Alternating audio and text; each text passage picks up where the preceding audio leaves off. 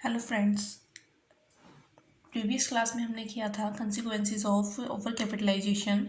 हमें पता चल गया कि जो ओवर कैपिटलाइजेशन के कितने गंभीर दुष्परिणाम हो सकते हैं, है ना।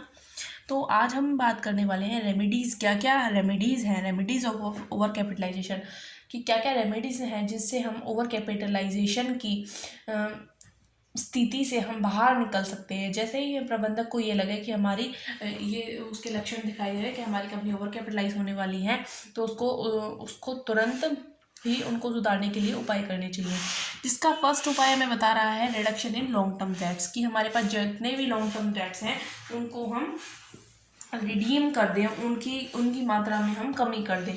तो मात्रा में कमी कैसे होगी? जब हम मात्रा में कमी करने की बात कर रहे हैं, यानी कि उनको उनकी पेमेंट कर दी जाए। लेकिन ये प्रैक्टिकल नहीं है ये रेमेडी, क्योंकि जब एक कंपनी जो ओवर कैपिटलाइजेशन की सिचुएशन में है तो उसके पास पैसा ही नहीं है, तो वो कैसे रिडक्शन करेगी लॉन्ग टर्म डेट्स में, है ना। तो अगर वो पेमेंट भी करती है तो उसके लिए उसको रिटेन अर्निंग का सहारा लेना पड़ेगा, या फिर उसको नए शेयर्स इशू करने होंगे। रिटेन अर्निंग की तो सवाल ही नहीं होता, जब उसके पास अर्निंग्स ही नहीं है तो रिटेन अर्निंग का तो सवाल ही पैदा नहीं होता। अगर अब वो क्या करेगी, नए शेयर्स इशू करेगी, तो जब एक कंपनी की ओवर कैपिटलाइजेशन की सिचुएशन में है तो इन्वेस्टर्स का उनके ऊपर कोई भी इतना ज़्यादा विश्वास नहीं होता, इसलिए जनता जो नए शेयर्स इशू कर रहे हैं उनको खरीदने के लिए आवेदन ही नहीं देती।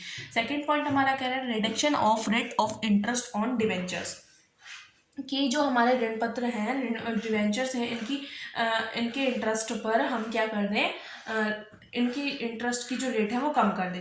ये ओवर कैपिटलाइजेशन की सिचुएशन में यदि कोई कंपनी है तो हम डिवेंचर होल्डर्स को इस बात के लिए एग्री कर देते हैं कि वो पिछले जो उनके पास शेयर्स थे जिन पे ज़्यादा इंटरेस्ट डिवेंचर से जिन पे वो ज़्यादा इंटरेस्ट ले रहे थे कंपनी से, उनके बदले में नए डिवेंचर्स इशू कर देते हैं जिन पर कंपनी को कम इंटरेस्ट देना पड़ेगा। लेकिन इसके लिए एग्री करना बहुत ही ज़्यादा मुश्किल काम हो जाता है कि कोई इंसान की डिवेंचर होल्डर्स को ये कहा जाए कि आप ज़्यादा इंटरेस्ट के बदले में कम इंटरेस्ट वाले डिवेंचर्स ले लीजिए। और इस बात के लिए एग्री करने के लिए हम जो डिवेंचर्स नए इशू कर रहे हैं कम इंटरेस्ट वाले, हम उनको डिस्काउंट पर भी इशू कर सकते हैं, लेकिन दिस इज़ नॉट प्रैक्टिकल।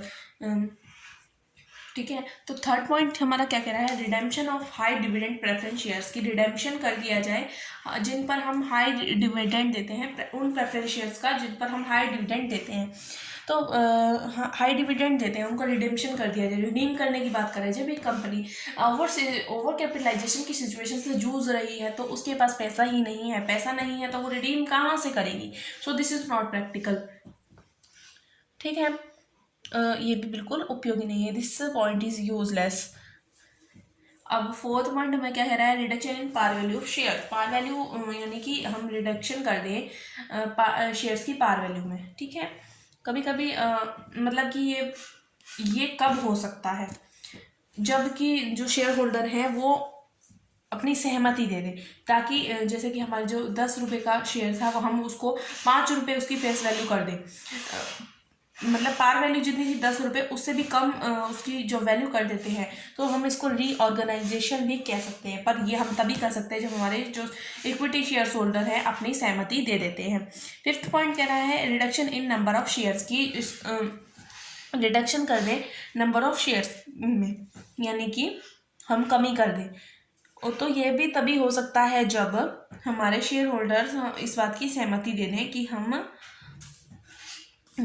हम रिडक्शन कर सकते हैं कंपनी में शेयर्स के लिए। क्लॉइंग बैक ऑफ प्रॉफिट्स, ये मतलब कि अगर हमारा जो ओवर कैपिटलाइजेशन है अगर वो प्राइमरी स्टेज में है तो एक कंपनी अपने जो उसके पास प्रॉफिट्स हैं उनको डिविडेंड के रूप में ना देकर उसको री इन्वेस्ट कर सकती है। री इन्वेस्ट करेगी तो उसकी जो बिजनेस है उसकी प्रॉफिटेबिलिटी भी बढ़ेगी, प्रॉफिटेबिलिटी होगी तो उससे ओवर कैपिटलाइजेशन की सिचुएशन हट सकती है। तो हम कंक्लूजन में ये कह सकते हैं कि अगर कोई कंपनी अगर प्राइमरी स्टेज में है ओवर कैपिटलाइजेशन की में, तो वो क्या कर सकती है, अपने जो क्लॉइंग बैक कर सकती है अपने प्रॉफिट्स को, यानी कि अब वो इन्वेस्ट कर देगी सीधा अपने ही बिजनेस में वो डिविडेंड नहीं देगी।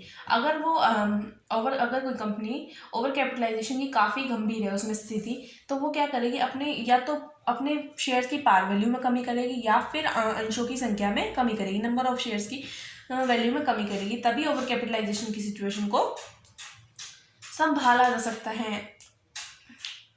लेकिन जो मैनेजर्स हैं उनको इन उपायों की उपयोगिता के बारे में कि हमारे लिए यूजफुल है ये पॉइंट्स, ये जो रेमेडी, तभी उनको विश्वास दिलाया जा सके शेयर होल्डर्स को, तभी उनको इन रेमेडीज़ को अपने संस्था में लागू कर सकते हैं। Thank you.